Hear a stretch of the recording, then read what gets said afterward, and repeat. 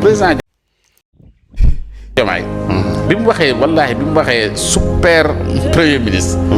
ni sama xol seddee mënu ma la ko wax sax parce que damaa bëgg xam nga lu tax parce que saa yu président Diomaye génnee du jóg ci lu di toroxal saytaane maanaam ñi nga xam ne bii dañoo bon ba nuur ci mbon googu yaakaar ni mbon gii moom lii moo war di continuer comprendre loolu mooy li nga xamante ni bii mooy seen tontu léegi nag mu wax ju am solo maanaam sooy bi dañu tolloon benn période boo xam ni réew mi nekkatutoon réew maanaam daanaka ñëpp buur bi lañ doon waxal waaw comprendre te loolu li mu waxee noonu la yëf yi demee maanaam ministre yi seen gëdday ministre ñi ngi ko perdre 2000 lañ perdre parce que après ci la ñëpp di interpeller président de la République ñëpp naan président lañ soxla Abdoulaye Wade ci lépp faaleetuñu ministres yi dëgg la loolu moom la kii continuer Macky Sall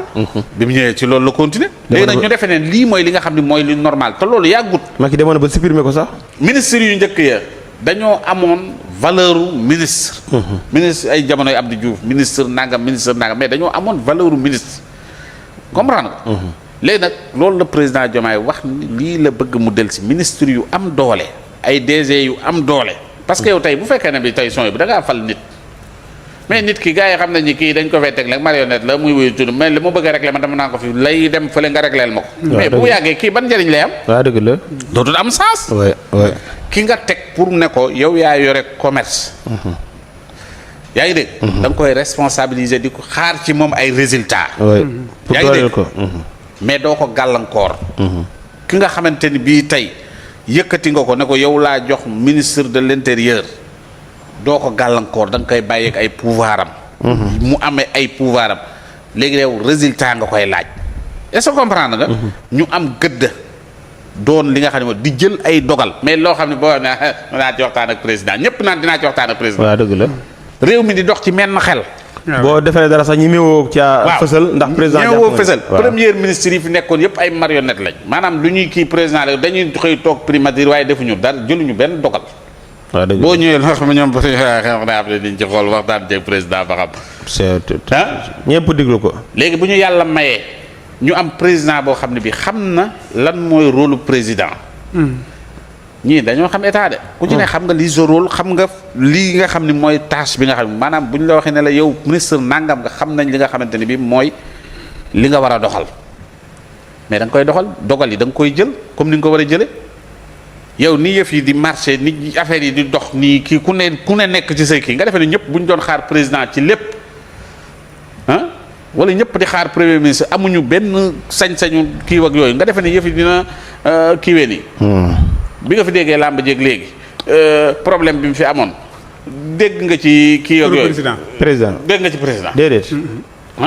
ceeb bi doo ko kii bi muy wax sànq waa ji doon wax sànq comme doon ministre bi lay waxal bu doon jamonoy Macky Sall ki dañaan président yi ñu ngi lay wax ne la kii président lañ jëm mais léegi ñëpp xam nañ ni ca ministre ba lañ war a boo xoolee Cheikh Tidiane Dièye moom la ñuy attaqué waaw keneen moom la ñuy attaqué ndax problème boo dégg ci yooyu ngay gis donc il faut que ñu maanaam les présidents bi daal solo woon lépp non dañoo solo woon dafa solo woon lépp te mun attanuñu dara président yoo xamante ni bii di añ di nelaw di tëdd di kii comprendre ba noppi ñu bëgg a wax ne lépp yow la ñuy xaar moo tax réew mi taxawoon mais réew mi ngi dox ci doxin ban lay dox mooy c'est parce que ñi ñu teg ci ay bërëb ñi ngi gérer bërëb yi nga xamante ni moom lañ leen dégg te nit ñi yëg nañ ni ñii am nañ gëdd ci liñ leen dégg moo tax ku ciy interpréter ministre bi ngay interpréter directement pour sa yëf yi dox mais doo ko jéggi d'accord te président wax na ko ci interview bi nee na yéen presse bi ngeen bëggee ñëw ci man ne da nga may gis loolu dama fi teg ministre lu tax demandé wuñ pour gis ministre bi yore communication ñu bëgg ko faa jéggi mel ni ñoom ci biir kii sax ñu naan du dara nañ dem ci président yow lañ soxla président recevoir u leen moo yey parce que bu leen recevoir oon rek néewal doole ministre bi comprendre lu tax mu leen recevoir te loo xamante ni bi même nee na leen bu ngeen ñëwee ba ci manit pour mu régler ministre bi ngeen di dellu pour loolu régler donc ci moom ngeen war a jaar mais di ngeen bëgg a def tëb ko loolu mooy yow kii nga fi teg respecté wuñ ko waaw waruñoo jàkkaarloog moom moo taxit mu lànk recevoir u leen parce que façon bi ñu ko bëgg a def baaxul woyofal mu ngi doog a woyof gannaaw Birame Souleye Diop bu mu nekkee ministre énergie xam ngeen woyofal woyefal lañ ko andi woon mais dafa mujjoon doon diisal ci kaw sénégalais yi woyefal mu ngi doog a woyef Birame Souleye Diop nee na dinañu wàññi courant bi comme ni ñu wàññee ceeb bi comme ni ñu wàññee diwlin bi comme ni pomme de terre bi bëree fii ak soble si bëri ñun ñëpp ñu ngi constaté depuis mois de mars ba léegi courant bi dafa wàññeeku mais am ñi nga xam ne ba léegi nangu ñoo gis léegi nag dañ koy jëlee 117 yóbbu ko ba 60 fanaan bu dee wax Birame mënu ko mais bu dee liggéey ak gestion kenn dàkku ko Birame bu dee xamam kenn dàkku ko Birame Souleye Diop monsieur le maire de Keur Massar Bilal Diatta dañ ko tuumal daa ëmbal nit waa APR nit ñu bañ yi kulunaa yi sàcc yi criminel foncier yi ñoom ñoo ko tuumal léegi nag nee na moom dina porter plainte ku ko tuumaloon nag génn na nee na waxut ak yow lay waxal demal porter plainte tee nga dem jusqu'à bout parce que lii dafa métti te dafa ñaaw nit ki mënul amay njabootam ba amay soppee am ñu ko bëgg am ñu ko bañ ba pare nga taxaw di ko tuumaal si wàllu mës waa APR xam amoo leen argument amoo leen programme mën na leen waxtaan débat diite wàllu mës bu dul jeex Bilal Diatta dem nga dem jusqu'à bout ba mu jeex takk Bilal Diatta nag dafa gore président Ousmane Sonko jamono yi ma doon métti di wàcc sur la terre Bilal Diatta doon wàcc sur la terre di ànd ak Ousmane Sonko doon bouclier photo bii Bilal Diatta moo ci ne moom xaarul ba affaire bi sedd mu ñëw Bilal bi laax bi di tàng la ci ne jàpp loxam dugal ko ci biir ma yeggali waa Cour des comptes génn nañu nee nañu sa rapport bi lépp luñ ci wax dëgg la sa rapport bi lépp luñ ci wax lu am la te waa Cour des comptes nee nañ amul benn nag kenn ku leen mën a manipuler wala ku leen wax xool leen fii ñoom magistrat yu moom seen bopp lañ waa Cour des comptes nee nañ am na benn président bu fi nekkoon bugg a tas waa Cour des comptes kooku kan la président Bassirou Diomaye Faye nee na ministre de la justice ay rapport mënul épingler ay nit ba pare ba ñëpp identifier leen ministre de la justice toog jàpp njaamaram bañ a def ay liggéeyam peuple bi dafa am droit de réclamer la justice soit faite parce que la justice est rendue au nom du peuple quand ce peuple là est dit non kon justice war na xoolaat ban ndagal lay jël Mimi Touré dugg na Ousmane Diagne ministre de la justice Mimi Touré nee na Ousmane Diagne bu dee li nga wax noonu dëgg la temps de justice bokkut ak temps politique loolu kat dëgg la mais rapport yi nga xamante ni dafa épingler ay nit ba nit ñi identifier leen bu ci gën a siiw mooy rapport Covid 19 yi ñu def ci enquête depuis 2022 2023 ba léegi dara xewul an ngay xaar si ñooñu Macky Sall du nit ku baax président Bassirou Diomaye Faye nee na Macky Sall li ngay nekk di yàq si suuf ak li ngay nekk di def si suuf yëg naa ko mais dama amul sa jot loolu moo tax toppatoowu ma la faale gu ma la waa APR dañoo génn ñaawlu loolu le président Bassirou Diomaye Faye wax ni Macky Sall mu ngi nekk di yàq suuf te effectivement Macky Sall def nekk di yàq suuf loolu dëgg la waa Palestine sonn nañu lool surtout waa Gaza dañoo sonn Israël ñu ngi leen jàpp di leen bombardé xoolal photo bii ngay gis nii bombardement bii ngay gis ay nit ñi di naaw bomb bi dafa fekk ay nit di taxaw mu dóor seen kaw ba nit ñi tëll foofu noonu di naaw comme ay weñ ñu ngi massawu Mortala Fall ñoo dugaloon benn vidéo de laajte ba am est-ce que Mortala bii la waaw wala déet nit ñi xamal nañu bokkut ak Mortala bii beneen Mortala la kon Mortala Fall ñu ngi lay massawu ñu ngi lay ñaanal lépp lu waroon ñëw di la dal ci ay lakk bi yóbbaale ko. gis naa si sax benn waaye démb mu ne lii li muy wane mooy président Bassirou Diomaye Faye militant Pastef pur et dur la ma ne ko yaa ngi tagg président ba jot doon militant yow premier ministre boo xam ne da ngay ñëw élection jot mu ne la kaay yaay candidat bi kaay ànd ak yow fu ngeen ànd mu ne nii sa loxo bi yëkkati nga gagné au premier tour sëñ bi avec plus de 54% nga pare di doxal soxla législative soxla une majorité à l'Assemblée nationale mu ne la xoolal bul sonn demal toog pale nga noppalu xaar ma ñëw nga dem toog pale tranquillement mu dem wër lijjantil la 130 sur 165 sièges indi la tegal la ci kaw taabal ji ne la acca nañ continuer doxal si gouvernance muy doxal nga koy dénk muy gérer di coordonner lépp loo xam ne action wu gouvernement la doo ko fonk. ku sañoon am sa équipe Lamine Yamal. waaw mais sëñ bi nag wax li mu neexatul de. ku sañoon am sa équipe Lamine Yamal te Ousmane ay Lamine Yamal équipe bu ne bëgg na am ku mel ne Ousmane. mais problème bi xam fu mu ne nga gagné. problème bi xam nga lan la jour élection si guddi 24 mars si guddi dama doon waxtaan ak dama doon kaayoo benn militant APR ci résultat wu élection yi mais bi ma ko kaayoo ba amatul lu mu wax xam nga lu ma wax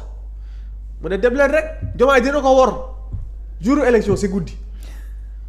maanaam buñ demee ba amatul lu ñuy xalaat seen dernier recours moo doon parce que nag logique bi loolu la woon ndax ñu doon wax ne Diomaye bu mu tànnee Sonko fi ñu ko tegoon mooy nguur kenn du ko yekkale loolu c'était une norme bu ñu tegoon nguur lu toll ni nguur kenn du ko jox nit parce que koo ko jox mu wor la noonu la gars yi daan fonctionner. ñu bëggoon ñëw yóbbuwaat si Senghor ak Dia. waaw Sonko ñëw di ñu wan diggante Senghor ak Dia mën na ne. nii la waroon demee. ay lii ngor bëggante l'amour du prochain. dégg jërëjëf bëgg sa morom. ñu ngi leen di nuyu président Diomaye wax na ni fi mu toog ay pexe tëgu ko fi te defuli pexe itam pour bëgg fee gën a toog li war ci digganteem ak nit ñi war digganteem ak boromam dina sàmmante àq ji ak yelleef ji président Bassirou Diomaye Diakhar Faye yàlla suñ borom dool la jàmm waaye mention spéciale borom yéen a juré jinu la joxoñ nga wax ni réew mi da nga bëgg lépp tegu ci yoon ba sénégalais bu ci ne gis si boppam président Bassirou Diomaye Diakhar Faye wax ni nanu fay impôt yi buñ ko fayee ba pare ñu topp ko buñ ko toppee ba pare ñu saytu fan la koy def te nee na bépp dërëm bu nu fay impôt dina ko couvrir ba xam fi mu koy def te fu mu ko def sénégalais bu ci ne mën na cee gis boppam yàlla sax loolu la wax dina la laaj dërëm bi foo ko jëlee ba mu leer ñu doog laa laaj foo ko def loolu la président Diomaye indiwaat masala moomu ñi nu am ay borom yërmande leen Birame Souleye Diop mi ngi daw ci courant bi fuyee falam pour nu mu gën a wàcce ministre bi nga xamante ne bii moo yor wàllu commerce moom itam mission mooy nu kilo ceeb mën a demee fukki dërëm dañu bëgg Sénégal bi di dund lu yomb di liggéey loo am mën cee dund sam conscience tranquille réew mi ne ci jàmm kenn du jaay ki doole kenn du jóg kenn te ci la ñu nekk li dàq ci àdduna mu ngay dénk mbir ku ragal boromam li dàq ci àdduna nga ànd ak ku ragal yàlla li dàq ci àdduna nga ànd ak ku yërëm sénégalais yi te bëgg réew mi Seydina Ousmane Sonko mu sell mi gàcce ngalaama Seydina Ousmane Sonko mu sell mi gàcce ngalaama li nga waxoon sénégalais yëpp ñi ngi ci te li nga ne wax te gisaguñu ko lanu gën a gëm lii ñu teg bët mooy dund gi gaa ngi daw fuyee falam pour nu mu gën a wàññi ko te yéen a ngi ci courant bi dana wàññi ko lépp lu sénégalais di dund ci réew mi dina wàññi ko autosuffisance alimentaire bi am na am pagaay muy wàllu loño ak wàllu pombiteer ak wàllu lu mu mën a doon sécurité bee ci def te état bi na ci def sécurité mot sëkk ba mu am sécurité alimentaire bu ko defee ñu mën di organiser itam jaay li ñuy bayee fii ci réew mi di ko jënd ci réew mi Sénégal bi di ko dunde di ko jënd te du metti ci moom te du metti ci baykat bi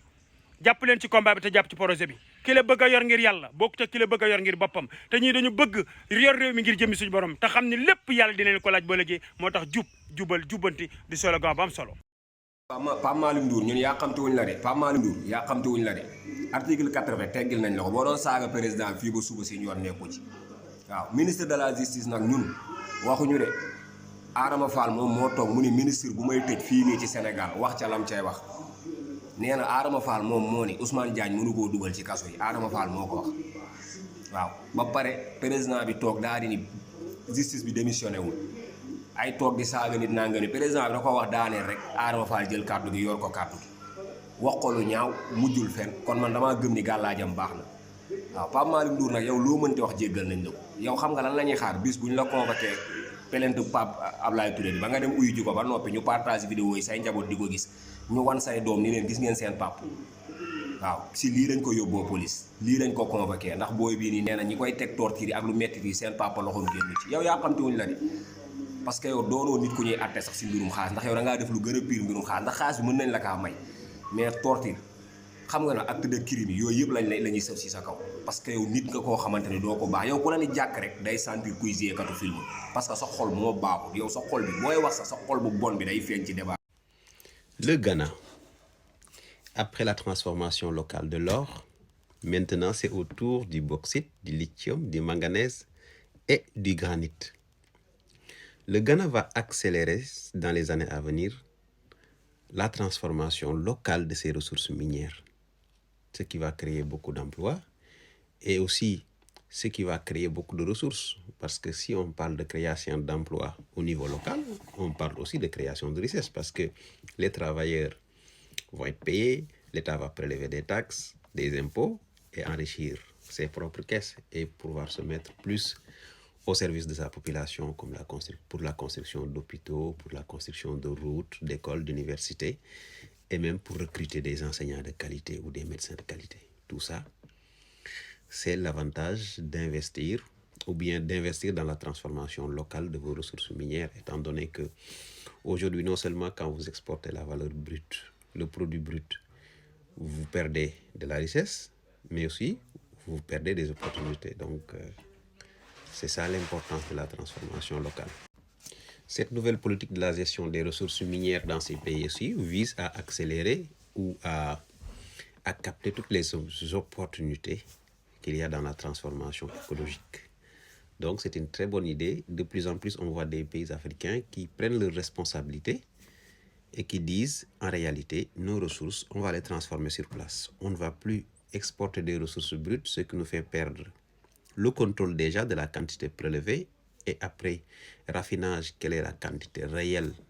qui est vendu sur le terrain, quelle est la quantité qui était considérée comme du déchet. Par exemple, si vous prenez l'or, c'est pas toute la quantité prélevée qui est utilisée. Mais dès l'instant que vous avez votre raffinerie d'or chez vous, vous pouvez contrôler toute la chaîne,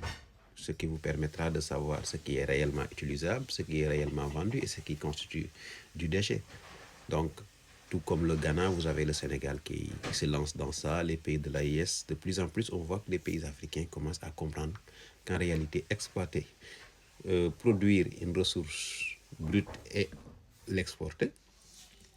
ou extraire une ressource, un minerai brut et l'exporter, c'est une perte. C'est une très bonne initiative.